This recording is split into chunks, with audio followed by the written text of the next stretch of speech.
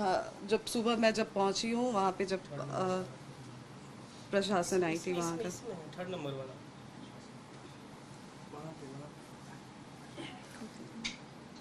ये वीडियो है जो सुबह जब मेरे पहुंचने के बाद प्रशासन बुलाई गई।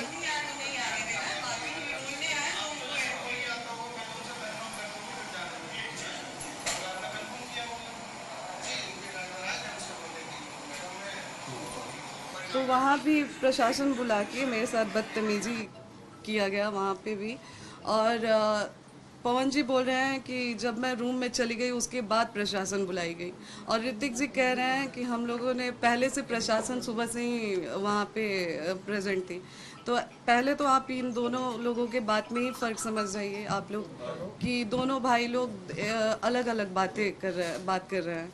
और दूसरी बात कि चुनाव को लेके कि इतना आप गिर गई, तो चुनाव को लेके मैं गिरी।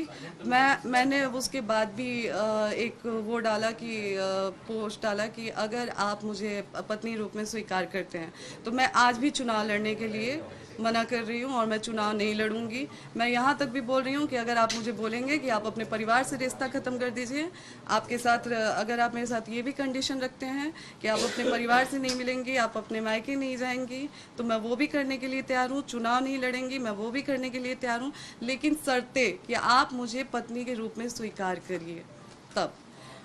और चुनाव की बात तो आप लोग ही बताएं कि 15 साल से पार्टी में स्टार प्रचारक के रूप में पवन जी ने काम किया है।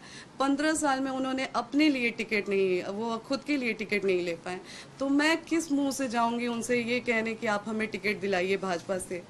मेरा ये सवाल है कि किस मुंह से आखिर मैं जाऊंगी। पहले वो अपने लिए तो टिकट ले लें, फिर तो वो हमें दिलाएंगे। जो 15 साल में कार्यकर्ता के रूप में काम किए पार्टी में, फिर भी उनको पार्टी के द्वारा टिकट नहीं मिला, तो वो हमें टिकट क्या दिलाएंगे। और बच्चे की बात रही कि बच्चे के लिए वो तरस रहे हैं, तो जो इंसान बच्चे के लिए तरसता है वो दवा नहीं खिलाता है अपनी पत्नी को। मुझे हर बार दवा खिलाया गया। अब बहुत सारी चीज़ें मैंने आज भी मीडिया में नहीं रखी थी, लेकिन आज पवन जी ने मुझे मजबूर कर दिया है। मैं पवन जी को बदनाम नहीं कर रही हूँ, मैं बस अपना पक्ष रख रही हूँ। खुद के बारे में जो चीज़ें हैं वो मैं आज मीडिया में रख रही हूँ। पवन जी द्वारा मुझे जब दवा खिलाया जाता था, उस चीज़ के विरोध में जब मैं बोलती थी, तो मुझे इतना टॉर्चर किया गया कि मैंने स्लीपिंग पिल्स खा लिया था, नींद की गोली।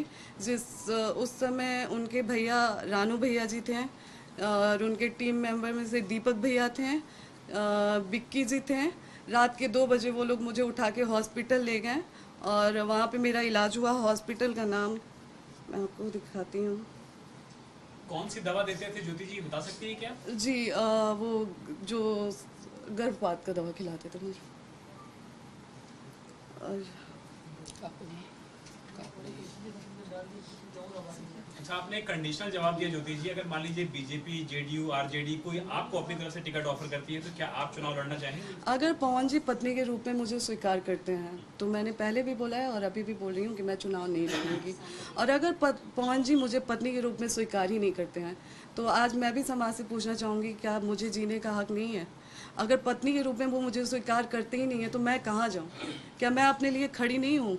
क्या मैं एक ऐसी औरत बन के रह जाऊँ कि लोग मुझे देख के ये सोचे कि मैं हार गई अपनी चीज़ों से? आज मुझे कई महिलाएं देख के उनको हिम्मत मिल रही है, कई महिलाएं मेरे लिए खड़ी हैं। आप चुनाव लड़ेंगे पवन सिंह के खिलाफ? अगर वो अगर ये मौका मिलता है तो आप चुनाव लड़ना चाहेंगे उनके खिलाफ? आप लड़ेंगे, उनके खिलाफ लड़ेंगी? बात चुनाव की है ही नहीं। देखिए, मैं उन्होंने तो पूरे बात चुनाव पे ही डाल दी है जी, उन्होंने कहा कि चुनाव की वजह से अगर वो पत्नी के रूप में स्वीकार नहीं करते हैं तो मेरे पास फिर कोई रास्ता ही नहीं है। चुनाव लड़ेंगे जी। किसी से बात चल रही है आपकी, किसी पार्टी से? कौन देगा टिकट? फिलहाल देखिए, अभी तो कुछ टाइम से मैं यहीं पे हूँ, तो मेरा जो भी बातचीत हो रहा था वो अभी फिलहाल इन सब चीज़ों में इतनी बुरी तरह से मैं वो हो गई हूँ कि अभी फिलहाल मेरी किसी से कोई बातचीत नहीं है। नहीं, मेरा इंटेंशन ये नहीं है कि मुझे पवन जी के खिलाफ लड़ना है। बाकी पार्टी मुझे जहाँ से अगर लड़ाती है या फिर पार्टी टिकट देती है तो फिर जैसा पार्टी का आदेश होता है वैसा हम करेंगे। कौन सी पार्टी? जी मैंने बोला कि इतने टाइम में मेरी थोड़ी सी पार्टी से संपर्क टूट गई है जहाँ पे बात चल कौन रही पार्टी किस से? पार्टी से संपर्क था? जी मैं अभी उस पार्टी का नाम एक्सपोज नहीं करना चाहती सीट हूँ। कौन सी है? सीट कौन सी है? काराकाट जहाँ से मैंने बोला तो कि जहाँ से पार्टी मुझे मौका देती है वहाँ से मैं चुनाव लड़ रही हूँ। काराकाट में आपको देखा गया है ना लगातार जनता से संपर्क करते हुए, जी। तो क्या वो सीट आप सबसे ज्यादा प्रेफर कर रही हैं? जी बिल्कुल, मैं जहाँ पे बैठी हूँ वहाँ पे मैंने काराकाट के लिए ही मांग की है, क्योंकि लोकसभा चुनाव में पवन जी जब लोकसभा चुनाव लड़े थे उसके बाद पवन जी एक भी बार वहाँ पे नहीं गए। लोगों की उम्मीद, जो 2,75,000 लोगों ने उनको वोट दिया था, उन लोगों की भी इमोशंस के साथ खिलवाड़ हुआ। और आप मुझे ब्लेम किया जा रहा है कि आप राजनीति के लिए ये सब कर रही हैं। राजनीति के लिए तो आप इतने गिर चुके हैं कि आज आप जो 2,75,000 लोगों ने आपको वोट दिया है आप उनके भी नहीं हुए। आप अपनी पत्नी का तो छोड़ दिए, आप तो किसी के नहीं हुए। तो चुनाव के लिए राजनीति के लिए मैं गिर रही हूँ या आप गिर रहे हैं? आप दोनों में दूरियां क्यों बनी? कुछ अगर आप मतलब क्यों वो एक्सेप्ट नहीं कर पा रहे हैं? ये सवाल तो आप लोग पवन जी से पूछें। और एक और चीज़ जो पवन जी ने बोला है कि जब मामला कोर्ट में है, तो एक सवाल आज लोगों से, जनता से मेरा भी है। मैं चाहूँगी कि जनता ये सवाल मेरे तरफ से पवन जी से करे, क्योंकि मेरे किसी भी सवाल का जवाब तो पवन जी दे नहीं रहे हैं। मैं कुछ भी पूछ रही हूँ तो वो बोल नहीं रहे हैं। तो शायद जो जनता में आके वो बात कर रहे हैं, तो एक सवाल मैं चाहूँगी कि जनता मेरे तरफ से पूछे। और मैं आग्रह करूँगी जनता से कि एक सवाल मेरे तरफ से जनता द्वारा पूछा जाए कि क्या जब वो लोकसभा चुनाव में मुझे बुलाए थे उस समय कोर्ट में मामला नहीं था? क्या जब दोबारा मेरे मांग में सिंदूर डाला गया उस समय कोर्ट में मामला नहीं था? क्या दोबारा जब पति पत्नी की तरह मुझे रखा गया उस समय चुनाव में मामला नहीं था?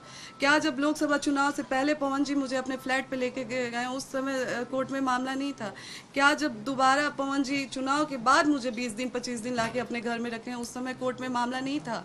और रही बात पति को याद करने की, आज मैं पति को याद कर रही हूँ, तो मैं आज से उनसे संपर्क करने की कोशिश नहीं कर रही हूँ। मैं बहुत पहले से संपर्क करने की कोशिश कर रही हूँ, लेकिन कभी उनके भाई द्वारा दुत्कार दिया जाता है, कभी उनके उनकी फैमिली से भी मैं कांटेक्ट, पवन जी से मेरी बात होती नहीं है, पवन जी मेरा फ़ोन उठाते नहीं है। और मैं किसी और से बात करने की कोशिश करती हूँ तो वो लोग मुझसे इस तरीके से बात करते हैं। मैंने कई बार कोशिश किया था बात करने की पवन जी से, आज से नहीं, बहुत टाइम से मैं कोशिश कर रही हूँ, लेकिन पवन जी मुझसे बात नहीं करते थे। और ये रहा।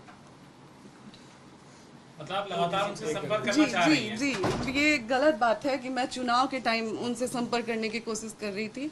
मैं बहुत टाइम से उनसे बात करने की, हाँ, जब लोकसभा चुनाव के पहले हमारी कोई बातचीत नहीं थी, उस समय मैं भी संतुष्ट हो गई थी कि पवन जी ने मुझ पे डाइवोर्स फाइल कर दिया है। और पहले तो मैं ये क्लियर कर दूं लोगों से कि डाइवोर्स हमारे तरफ से नहीं फाइल हुआ है, डाइवोर्स पवन जी की तरफ से फाइल किया गया है। डाइवोर्स का केस पहले पवन जी ने डाला है, हमारे तरफ से नहीं हुआ। हमारे तरफ से शुरू से ही मैं लगी थी कि अपना रिश्ता बचा लूँ। हाँ, जब डाइवोर्स फाइल हुआ था तो मुझे भी हो गया कि चलो, मैं उस समय शांत हो गई कि उन्होंने डाइवोर्स फाइल कर दिया, वो नहीं रखना चाहते हैं, तो कब तक मैं ये चीज़ों को वो करूँ, कब तक मैं झेलूँ, तो मैं शांत हो गई थी। लेकिन दोबारा जब ये लोकसभा चुनाव में बुला के मुझे यूज किया गया, मेरे मांग में सिंदूर भरा गया, तो क्या मेरा कोई मान सम्मान नहीं है? क्या औरत की कोई इज्जत नहीं है? क्या औरत सिर्फ एक इस्तेमाल की चीज़ बन के रह गई आज समाज के लिए, कि जब आपको ज़रूरत पड़ेगा आप औरत को बुलाएंगे, मांग में सिंदूर डालेंगे, पति पत्नी का संबंध बनाएंगे और फिर चुनाव के बाद फिर छोड़ देंगे ये कह के कि कोर्ट में मामला है? ये कहाँ से इंसाफ है और ये कहाँ का इंसाफ है? आज पवन जी कह रहे हैं चुनाव के टाइम, तो छोड़े तो आप भी थे हमको चुनाव से पहले, तो फिर चुनाव के टाइम आपने क्यों याद किया? राजनीति के लिए मैं गिरी हुई हूँ या आप कर रहे हैं काम? और रिकॉर्डिंग, एक सेकंड बस, एक रिकॉर्डिंग इनके, मैं उनके घर पे जब जाने की बात करती थी तो ये उनके भैया रानू जी हैं, उनका ये भैया, ये अम्मा क्या स्टेटमेंट दी है बताइए तो? क्या चीज? कि पैसे पूछे हैं लोग कि ज्योति क्यों नहीं आई, तो बोले हैं कि पैसे, ज्योति को बस पैसा लेना था। पैसा लेके कितना पैसा दिए हैं लोग हमको? कब बोलोगे? कल रात में कहा? हाँ, कितना पैसा आप बताइए कि इलेक्शन में कितना पैसा हमको दिया गया था? गाड़ी की बात है तो गाड़ी हम मांगे थे, कहीं दिखा दे पवन सिंह की हम उनसे गाड़ी मांगे हैं? वही तो बात हमें एक और चीज बताइए भैया, चलिए आप समझदार है ना, आप बताइए कि जब तक मैं पवन सिंह की वाइफ हूँ, क्या पूरा पवन सिंह का मेरा नहीं है? आज अगर घर पे हम आके रहना चाहे तो कोई हमको निकाल देगा? अब तू क्या करबो ना करबो हम क्या जानते हैं भाई, लेकिन जब कोर्ट में तलाक के केस चलता है तो तब कोर्ट में भैया सुनिए, वकील तार हक नहीं के जावे के यार। अरे भैया आपसे बात अरे करिए ना। पागल, हम जो तू कहत है तो ना, ना, कहते हैं तो वही हम भी कानून आपको कानून समझा में रहे कोई हैं। ऐसा नियम ही नहीं है। बात हम कह रहे हैं भैया, नहीं, हम नहीं, भी कानून में तब कोई ऐसा नियम कानून नहीं में है। यही नियम है कि जब तक तलाक नहीं होता है तब तक आप जाके अपने नहीं, पति जब के घर कोर्ट पे में बैठ सकती कोर्ट हैं। में जब तलाक के केस हम चल आ रहा जाए है, भैया, हम आ जाए, आप लोग रोक लेंगे हमको? आइए। हम आ जाए, रोक लेंगे हमको? हाँ, आइए आइए आइए। ठीक है, शौक से आइए। आप रोक लेंगे ना हमको? अरे मैं धरा ना यार, फालतू मत बोलो, धरा। ज्योति इतना काम है, मत हमारे से मत करो, ठीक है भैया ना? फोन मत काटिए आप क्यों नहीं काटे हैं? क्यों काटे? किसकी बात बताइए, आपकी और जी ये आप ये पवन जी के बड़े भैया रानू जी से मेरी बात हुई थी। तो जब मैंने आने के बाद किया तो ये लोग हमेशा मुझसे बहुत गंदे तरीके से बात करते थे मुझसे, हमेशा मुझे धमकी वमकी देते थे लोग कि आके दिखा दो, फिर हम लोग दिखाएंगे ऐसे वैसे रिकॉर्डिंग। और हॉस्पिटल, जिस हॉस्पिटल में मैंने नींद की गोली खाई थी, उसके बाद रानू भैया के द्वारा वहाँ पे पवन जी के पहले के टीम में से दीपक भैया जी थे, रानू भैया जी थे और बिक्की जी थे। हॉस्पिटल का नाम ये हॉस्पिटल है जिसमें मुझे 2 बजे रात को ले जाके इलाज करवाया गया। मैं कौन सा हॉस्पिटल है? बेले व्यू मल्टी स्पेशलिस्ट हॉस्पिटल। कहाँ का हॉस्पिटल है? ये हॉस्पिटल आपका शहर बता दीजिए, शहर। मुंबई का है, अंधेरी का जी। इसमें सारे डिटेल हैं, अगर आप लोगों को पीछे से भी चाहिए। पवन जी कह रहे हैं कि 1.5 घंटा फ्लैट पर आप लोगों की बातचीत हुई, क्या बातचीत हुई? वो तो कह रहे हैं कि हमने बातचीत करने के बाद फ्लैट से बाहर गए थे। पहली बात तो पवन जी ने बोला कि 1.5 घंटे बातचीत हुई। उससे पहले जो उनके भाई ऋतिक जी इंटरव्यू में आए थे, उन्होंने बोला कि लगातार मैंने टिकट की बात की, जबकि आज पवन जी का स्टेटमेंट अगर आप लोग देखते हैं तो ऋतिक जी के स्टेटमेंट से बिल्कुल अलग स्टेटमेंट है पवन जी का। तो आप लोग ही डिसाइड करें ना कौन सच कौन झूठ बोल रहा है। मैं तो सामने मीडिया के बैठ के पवन जी को बोल रही हूँ कि एक बार आप भी बैठ जाइए, हम भी बैठ जाएं। जैसे आपने अकेले प्रेस कॉन्फ्रेंस किया, साथ में बैठ के एक बार कर लीजिए। हम कौन गलत कौन सही, आप मुझसे सवाल करिए। मैं आज तक पूछते आई हूँ कि मेरी गलती क्या है, मेरी कौन सी ऐसी गलती है, मेरी ऐसी कौन सी गलती है जो आज 7 साल से मैं झेल रही हूँ, लेकिन आज तक पवन जी ने कभी मुझे जवाब नहीं दिया। आप दूसरे दिन तक उनका इंतजार कर रही थी फ्लैट में, फिर उसके बाद आप वापस चली गई। कौन सी ऐसी बात हुई थी कि आपने फिर उसके बाद ये कदम उठाया कि मैं यहाँ से अब चली जा रही हूँ? जी, जब मैं पवन जी के फ्लैट में गई, वहाँ पे हम लोग बैठे, बिल्कुल पवन जी ने जो बात वहाँ पे बोली है कि हम लोग बैठे, नॉर्मली हमारी बातचीत हुई, कुछ ऐसा नहीं था, बहुत अच्छे से बहुत प्यार से बातचीत हुई मेरे पवन जी के बीच में।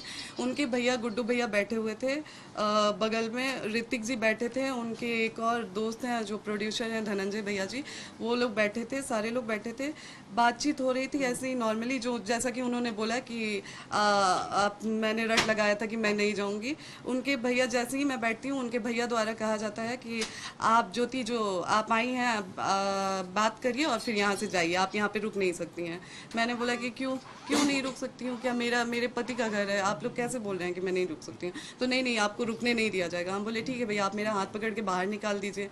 तो फिर उन्होंने बोला कि देखा ये कुल फालतू बात मत करो, बस बात करो अपन, आइजा से जा। उस समय पवन जी ने एक शब्द नहीं बोला। और फिर चाय पानी वाली बात सच है कि उन्होंने चाय पानी के लिए बोला गया हम लोगों को कि चाय पानी पीजिए, आप लोग आराम से बैठिए। और फिर वहाँ से पवन जी निकल जाते हैं ये कह के कि 1 घंटे की मेरी मीटिंग है, 1 घंटे बाद आता हूँ तो आपसे बैठ के बात करता हूँ। जैसे ही वो वहाँ से निकलते हैं, पीछे से 10 मिनट के अंदर ही प्रशासन आ जाती है। दूसरी बार सुबह से ये दूसरी बार प्रशासन आती है वहाँ पे। दूसरी बार प्रशासन आके आज जो मैंने वीडियो डाला है, SHO द्वारा मुझे धमकी दिया जाता है कि आप वहाँ से हटिए, नहीं तो आप पे FIR करा दिया जाएगा अगर आप ज़्यादा वो करेंगे तो क्या आज मैं जनता से पूछती हूँ कि अगर कोर्ट में मामला होते हुए पवन जी मुझे चुनाव में बुला सकते हैं, तो क्या 4 सवाल जो मेरे हैं उसका जवाब लेने के लिए मैं पवन जी के घर पे नहीं जा सकती हूँ? ज्योति जी एक बात बताइए, लोकसभा चुनाव में जब उन्होंने बुलाया था कि आप खुद गए? नहीं, लोकसभा चुनाव में अगर उसका भी साक्ष्य चाहिए तो आप लोग मैं अपने इंस्टाग्राम द्वारा डाल दूंगी, क्योंकि अभी वो मेरे मैंने जी, तो वो पवन जी लगातार मुझे ही नहीं, मेरे पिताजी को भी उनका कॉल आता था, और उस टाइम घंटों 2-2 घंटे मेरे पिताजी से बात होती थी कि पापा आपका आजीवन मैं बेटा रहूँगा, आपके लिए आजीवन मैं करूँगा। फिर मैं मेरे लिए साड़ी का मैं पैसा भी दिया गया, मैं वहाँ पे गई तो कि ये साड़ी तुम अपने लिए ले लेना जाके, सारा कुछ किया गया। तो चुनाव में मुझे पवन जी द्वारा बुलाया गया। अच्छा, जितने दिन आप चुनाव में उनके पास थी, पति पत्नी की तरह आप लोग रहते थे कि अलग अलग?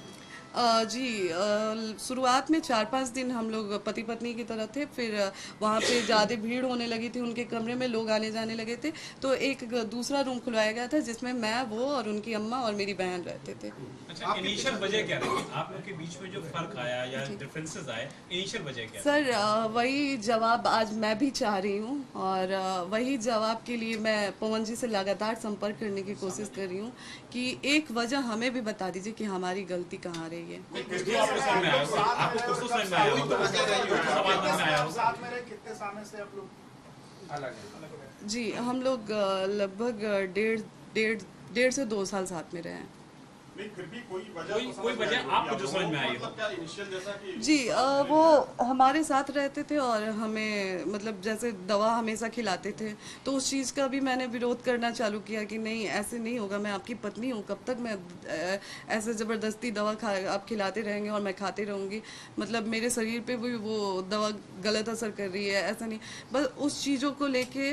और फिर जैसा कि मैंने पहले भी एक इंटरव्यू में बोला है कि किसी के द्वारा एक ऑडियो मैसेज पवन जी के फ़ोन में भेजा गया था कि ज्योति सिंह का इनसे संबंध है, उनसे संबंध है, बस उस एक ऑडियो की वजह से आज ज्योति सिंह यहाँ पे खड़ी है। आपके पिताजी पर भी आरोप था, मतलब मिसअंडरस्टैंडिंग रही जो किसी लोगों ने आपके बारे में जी, वो मिसअंडरस्टैंडिंग रही जिसे आज तक पवन जी ने क्लियर करने की कोशिश नहीं की। मैं लगातार उनसे मिलने के लिए भीख मांगती रही, बात करने के लिए भीख मांगती रही, लेकिन वो कभी मेरे सामने बैठने के लिए तैयार ही नहीं हुए। एक आरोप आपके पिताजी पर लगा कि उन्होंने कहा कि मेरी बेटी को विधायक बना दो, उसके बाद रखना हो तो रखो, छोड़ना हो तो छोड़ दो। अगर आप और पिताजी मैं उनसे पूछना चाहती हूँ कि क्या पार्टी वो चला रहे हैं, क्या उनकी कोई पर्सनल पार्टी है जो वो मुझे विधायक बना देंगे? आप ही बताएं, क्या कोई पार्टी उनकी पर्सनल पार्टी है जिससे वो मुझे विधायक बना देंगे? मेरे पिताजी किस उस पे जाके, हाँ, जब वहाँ पे पुलिस आया, मैं लाइव आई, तो वहाँ पे ये बोला गया फिर उनके लोगों द्वारा कि आप फिर से लाइव आइए और बोलिए कि पुलिस पवन जी द्वारा नहीं बुलाई गई थी, तभी पवन जी आपके साथ दोबारा बैठेंगे।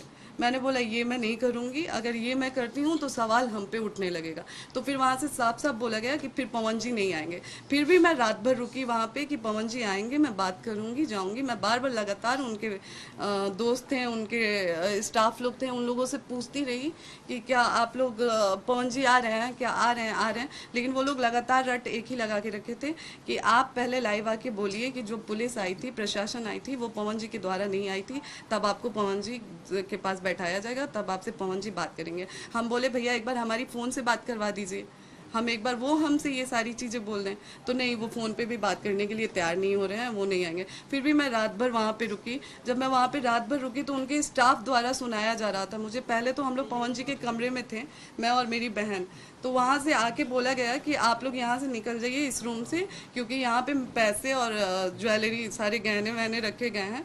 तो हम लोगों को भी डर लगा कि कल को ये लोग जब सिर्फ बात करने पे प्रशासन बुला सकते हैं, तो कल को ये लोग ये भी ब्लेम कर सकते हैं कि वहाँ से हम पैसे आभूषण लेके चले आए हैं। तो हम लोगों को उनके रूम से निकाल के सर्वेंट रूम में बैठा दिया गया, और रात भर हम लोग, मैं, मेरे भाई बहन, हम लोग रात भर वहाँ पे रुके। दूसरे दिन भी हम लोग शाम तक रुके। फिर भी जब पवन जी नहीं आए और लगातार हम लोगों को इस चीज़ के लिए प्रेशर दिया गया कि लाइव आके आप बोलिए कि प्रशासन पुलिस द्वारा नहीं, प्रशासन पवन जी द्वारा नहीं आई थी, तभी बात होगी। फिर मैंने बोला नहीं, और वहाँ से फिर मैं निकल गई। इस डर से मैं निकली कि कल को ये लोग फिर मुझे आके ये बोल देंगे कि मैं पैसे आभूषण लेके भाग गई रही हूँ।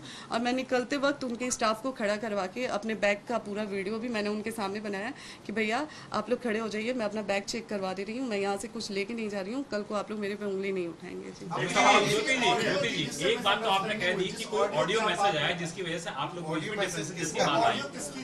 दूसरी सवाल यह है कि क्या आपके पास भी ऐसी कोई जानकारी कभी आई थी पवन सिंह से संबंधित कि उनके कुछ लोगों से संबंधित जिसकी वजह से आपने विरोध किया और उसके बाद ये चीजें शुरू हुई? नहीं, देखिए, जब हमारे पिताजी ने उनसे हमारी शादी की तो हमारे विदाई के समय उन्होंने एक ही चीज़ हमारे कान में डाला कि बेटा आपकी शादी आम लोग से नहीं हो रही है, आपकी शादी एक स्टार से हो रही है और आपको जीवन में कहीं ना कहीं कॉम्प्रोमाइज़ करके चलना होगा, तो इस चीज़ का ध्यान रखिएगा। आप कभी भी पवन जी से पूछ लीजिएगा, इस चीज़ को लेके मैंने उनसे कभी कोई बात नहीं किया है, कुछ नहीं बोला है। हालांकि बहुत सारी चीज़ें ऐसी हैं जो बहुत सारी चीज़ें एक पत्नी होने के नाते कोई पत्नी नहीं बर्दाश्त करेगी। और मैंने बोला है ना, समय और अगर ज़रूरत पड़ेगी, एक बार पवन जी अगर लाइव आके बोल देते हैं कि आप मैं नहीं कर पाऊँगा कुछ भी, जो भी चीज़ें हो, नहीं रह पाऊंगा आपके साथ, आप मेरे लिए मेरे जो भी आपका साक्ष्य वो रख दीजिए, तो मैं रख देती हूँ। कभी आपने जो नाम आए तमाम रिश्तों को लेकर के, आपने कभी उनको जी नहीं, कभी नहीं। आप लोग देखिए, हमारे हिंदू सनातन धर्म में भगवत गीता का बहुत मायने है। आप लोग भगवत गीता सामने रखवा के कसम खिला लीजिए कि इस चीज़ का विरोध कभी मेरे तरफ से नहीं हुआ गया। मैंने बहुत चीज़ें देखी थी, लेकिन हर बार मुझे मेरे कान में वो चीज़ें आ जाती थी कि बेटा आपकी शादी एक नॉर्मल इंसान से नहीं हुई है, एक्टर से हुई है। तो उस चीज़ को ध्यान में हमेशा रखते हुए अक्षरा सिंह भी आपका सपोर्ट कर रही है सब चीज़ों को लेकर। अक्षरा जी का नाम लगातार पवन जी से जुड़ा हुआ पहले भी था और अभी भी जब कुछ होता है तो अक्षरा जी उतरती हैं उसी तरीके से, सपोर्ट में बोल रही हैं, आपके सपोर्ट में बोल रही हैं अक्षरा सिंह। खेसारी लाल जी, मैं इसके लिए बहुत आभार प्रकट करूंगी जो लोग भी मेरे, लेकिन दर्द वो अपनी तरीके से बयां कर रही है कि उनका जो दर्द है वो मेरा भी दर्द रहा है। बिल्कुल। देखिए, चूंकि मैं जब वो पवन जी के साथ रही हैं तो मुझे शादी के बाद तो कुछ महीने बाद वो दोनों लोग अलग हो गए थे। हाँ, शादी के कुछ टाइम बाद तक भी वो लोग साथ में रहे थे, लेकिन शादी के बाद कुछ टाइम बाद वो लोग अलग हो गए थे। तो उनका क्या रहा है क्या नहीं रहा है मुझे नहीं पता है, लेकिन हाँ, मैं इतना ज़रूर बोलूँगी कि एक महिला के साथ तो चीज़ें हुई नहीं है। यहाँ पे कई महिलाओं की बात आती है और कई महिलाओं ने सवाल उठाया है पवन जी पे, तो हो सकता है कि जो मैंने झेला है उन्होंने भी झेला है। लव मैरिज थी आपकी अरेंज मैरिज? शादी मेरी अरेंज मैरिज थी। हमारी बुआ की शादी उन्हीं के गांव में हुई है। उन्हीं के शादी में उनके गुड्डू भैया आए थे और उन्होंने मुझे देखा था और उधर से रिश्ता आया था। फिर उनके चाचा जी ने मेरे पापा से कांटेक्ट किया और पापा की तरफ आके बोला गया कि पापा ने बल्कि बोला भी कि ऐसे ऐसी चीज़ है, कहीं मेरी बेटी को कुछ हो जाएगा तो वो बड़े ही उससे सीना चौड़ा करके बोले कि नहीं, हम उस घर के मुखिया हैं, ज्योति के हर चीज़ का वो मैं लेती हूँ। लेकिन आज वो लोग एक फ़ोन भी हमारा नहीं उठाते हैं, हमसे बात तक नहीं करते हैं। आपको लगता है कि सब कुछ नॉर्मल हो पाएगा एक पति पत्नी के तौर पर, क्योंकि चीजें बहुत आगे बढ़ चुकी हैं? जी देखिए, अभी तक तो मैं एफर्ट्स डाल रही थी और अभी तक मैं कोशिश भी कर रही थी, लेकिन अब ये जो 3-4 दिनों से चल रहा है ना, अब तो मुझे भी उम्मीद नहीं है। और अब मुझे नहीं उम्मीद है, इसीलिए आज मैंने प्रेस कॉन्फ्रेंस कह दिया कि वो आपके साथ नहीं रहेंगे और कोई गुंजाइश नहीं। आपका स्टेप क्या होगा? अगर आपको कोई ऐसा मौका मिलता है कि आप जा सकते हैं, तो क्या आप जाएंगी पवन सिंह के साथ या स्टेप आउट करेंगे? मैं बिल्कुल, मैंने शुरू से अपने तरफ से अपना रिश्ता बचाने की कोशिश किया है। मैंने अपने पापा की इज्जत रखने की, मैं उस परिवार की भी इज्जत रखने की कोशिश की हूँ, लेकिन अब जब वो नहीं रहना चाहते हैं तो फिर मैं ज़बरदस्ती कब तक कर सकती हूँ? ज्योति जी, यही हम लोग का सवाल है कि नेक्स्ट स्टेप अब आपका क्या होगा? देखिए, अभी फ़िलहाल मुझे खुद भी कुछ नहीं समझ में आ रहा है, क्योंकि मैं उनसे बस यहाँ पे बात करने आई थी, एक नॉर्मल सी बात, 4 सवाल का जवाब। वो 4 सवाल ये कि अगर कोर्ट में ही मामला था, चुनाव में मुझे क्यों यूज़ किया गया, बस ये 4 सवाल मैं करने आई थी, लेकिन उसका वो जवाब नहीं दे पाया। कहना है कि मेंटेनेंस का तो आपकी तरफ से भी केस डाला गया है, बलिया में चल रहा है, बलिया में आपका केस वो कोर्ट प्रोसेस है। अगर आप सामने से मेरे तरफ केस करते हैं तो उसके जवाब में मुझे भी मतलब वो करना पड़ता है, तो वो कोर्ट प्रोसेस है, जैसे जैसे प्रोसेस है मैंने फॉलो किया। एक बात ये भी कही जा रही है कि जो डाइवोर्स में एलिमनी मांगी गई थी वो आपकी तरफ से कुछ ज्यादा मांगी गई है, जिसकी वजह से आप डाइवोर्स की गई थी। पैसे ज्यादा मांगे जा रहे हैं? मैं आप लोगों को बता दूं कि आज 7 साल से डाइवोर्स का 6 साल से डाइवोर्स का केस 5 साल से चल रहा है। उस 5 साल में आज तक एलिमनी मेंटेनेंस के नाम पे भी मुझे 1 रुपये अभी तक नहीं मिला है। ना ही पवन जी के द्वारा उन 6 साल में मुझे कभी कुछ दिया गया है। हाँ, चुनाव के टाइम जैसा कि मैंने बोला कि साड़ी वाड़ी खरीदने के लिए उन्होंने कुछ पैसे मुझे दिए थे, वो 5 करोड़ या 50 लाख नहीं थे, साड़ी वाड़ी के लिए दिया गया था। अब शायद उस पैसे की अगर जिक्र होती है कि चुनाव में मैं पैसे लेके गई थी, तो एक बार पवन जी से ही आप लोग पूछ ले कि कितना पैसा नहीं अभी तक मिला? जी नहीं, मुझे मेंटेनेंस नहीं। बातें चल रही हैं बिहार इलेक्शन में कि आरजेडी चाहती है कि आपको डेहरी आंसोन की सीट, कुछ बातचीत हुई है क्या आरजेडी से? जी देखिए, मैं साल भर से क्षेत्र में मेहनत कर रही थी और जैसा कि सबको पता है कि मैं पार्टी के संपर्क में थी, तो बातचीत हमारी हुई थी। हाँ बिल्कुल, मैं पूरी कोशिश कर रही थी कि नहीं जी, मेरी उनसे डायरेक्ट बातचीत नहीं हुई थी, लेकिन पार्टी के लोगों से हमारी बातचीत थी जी। आप जिस ऑडियो का जिक्र कर रही हैं जिससे चीजें खराब हुई, वो ऑडियो क्या थी जिसके बाद ये दिक्कत हुई? आप जिस ऑडियो का जिक्र, किसकी ऑडियो थी? मेल थी, फीमेल थी? वो उसमें उस ऑडियो में एक मेल की आवाज़ थी। वो कौन थे मैं ये नहीं जानती हूँ, लेकिन हाँ ये साफ था कि किसी द्वारा वो करवाया गया है। अब किसके द्वारा ये करवाया गया था मुझे नहीं पता है, ये पवन जी बेहतर जानते हैं। उस ऑडियो में ऐसे मतलब था कि ज्योति सिंह के कई सारे लड़कों के साथ अफेयर हैं, ये है वो है जी, इसी वजह से आज ये सारी चीज़। इस दौरान जब 2018 में शादी हुई, 1 महीने के बाद भी दिक्कतें होनी, जैसा कि इंटरव्यूज में आपके फादर ने कहा है कि दिक्कतें शुरू हो गई थी, तो क्या आपके साथ कभी मारपीट भी हुई? जी नहीं, मारपीट नहीं हुआ था, लेकिन टॉर्चर बहुत किया जाता था। जैसे कभी मैं बहुत सारी चीज़ों से परेशान होकर बालकनी में खड़े होंगी तो वहाँ पे बोला जाता था कि कूद के मर जाओ, अगर इतनी ही परेशान हो हर चीज़ से तो मर क्यों नहीं जाती हो, थोड़े देर का दर्द होगा फिर सोचो हर चीज़ से तुमको आराम मिलेगा। तो इन सब चीज़ों को इतना मेरे दिमाग में बैठा दिया गया था कि एक टाइम मैंने 25 गोली नींद की गोली खा ली थी 2 बजे रात को, जो कि अभी मैंने बताया, तो उनके भैया दीपक भैया जी और बिक्की जी के द्वारा मुझे ले जाया गया था।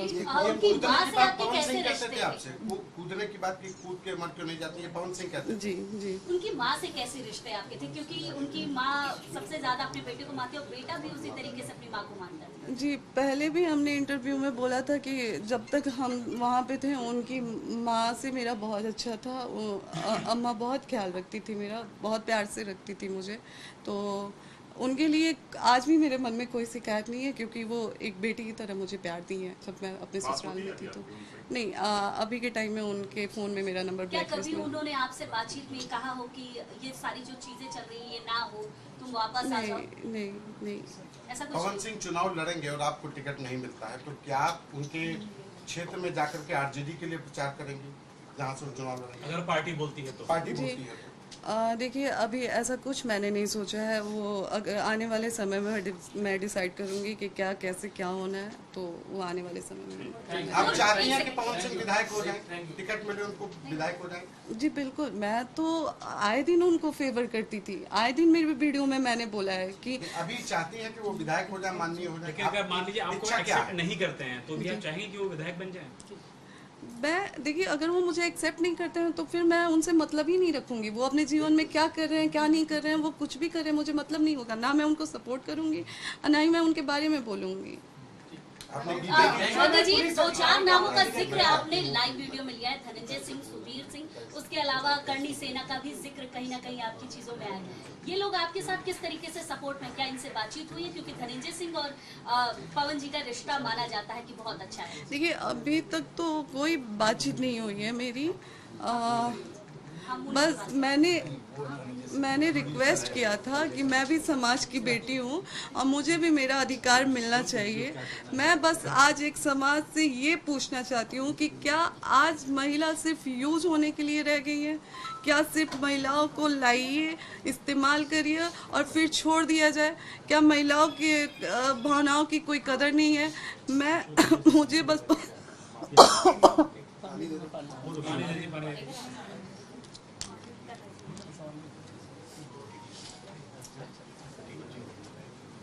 मुझे पवन जी से बस एक ही सवाल है मेरा कि जब उन्होंने मुझे छोड़ ही दिया था तो फिर चुनाव में दोबारा बुला के मेरे मांग में सिंदूर क्यों डाला गया, मेरे साथ पति पत्नी जैसे क्यों रहा गया और मुझे चुनाव में क्यों बुलाया गया।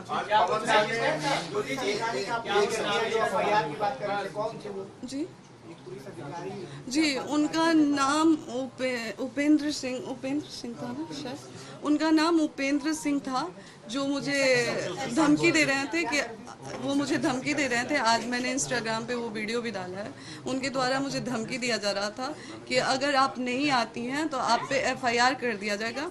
ये भी नहीं बोला गया था कि अगर आप नहीं आती हैं, शायद उसमें बोला जा रहा है कि आप ज़्यादा तमाशा मत करिए नहीं तो FIR कर दिया जाएगा।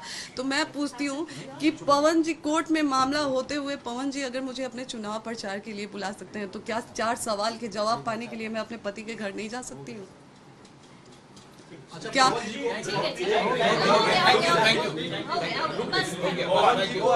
वायु श्रेणी की सुरक्षा मिल गई है, पवन जी को वायु श्रेणी की सुरक्षा मिल गई है। मैं आपको क्या लगता है कि जो जिस पार्टी से अभी वो जुड़े हैं उनको किसी तरह का खतरा हुआ है, या आप अपने लिए क्या इस तरह की सुरक्षा की सवाल जोड़ देता हूँ, प्रधानमंत्री नरेंद्र मोदी से, अमित शाह से, JP नड्डा से आपको अपील करना चाहेंगे? जी बिल्कुल, मैं एक सवाल भी करना चाहूँगी और मैं एक रिक्वेस्ट भी करना चाहूँगी कि बस मुझे इतना बताया जाए क्या पत्नी जी हमारे आदरणीय श्री नरेंद्र मोदी जी से, हमारे आदरणीय मुख्यमंत्री जी आदित्यनाथ योगी जी से, हमारे आदरणीय अमित शाह जी से, कि क्या एक पत्नी मिलने जाती है पति से, क्या आप लोगों को लगता है कि एक महिला, मुझ जैसी महिला जो आज मैं कहीं की नहीं रह गई हूँ, क्या आप लोगों को लगता है कि मैं पवन जी को इतना हार्म कर सकती हूँ कि उनको ये सिक्योरिटी दी गई?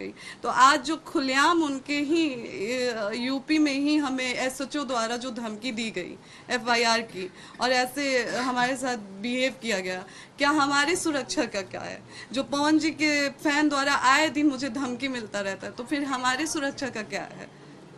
क्या एक पत्नी से उन्हें इतना खतरा हो गया कि उनको सुरक्षा दी गई? तो आज एक औरत होके जो मैं लड़ रही हूँ अपनी लड़ाई, तो हमारी सुरक्षा का क्या है? यूपी की बेटी हूँ मैं, क्या यही बेटी का मान सम्मान है? ठीक है, थैंक यू। एक और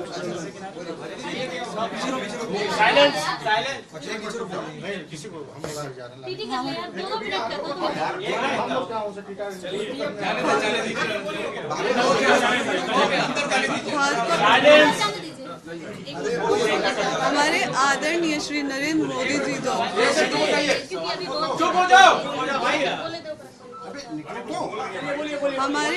हमारे आदरणीय श्री नरेंद्र मोदी जी के तरफ से एक ऑपरेशन सिंदूर चलाया गया था।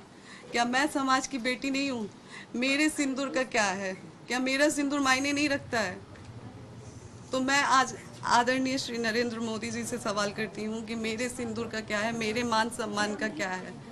मेरे सिंदूर के लिए कुछ नहीं होगा? क्या मैं समाज की बेटी नहीं हूँ? क्या मैं यूपी की बेटी नहीं हूँ? क्या मैं बिहार की बहू नहीं हूँ? हमारे भी सिंदूर का मान सम्मान का इज्जत रखा जाए, लाज रखा जाए हमारे लिए।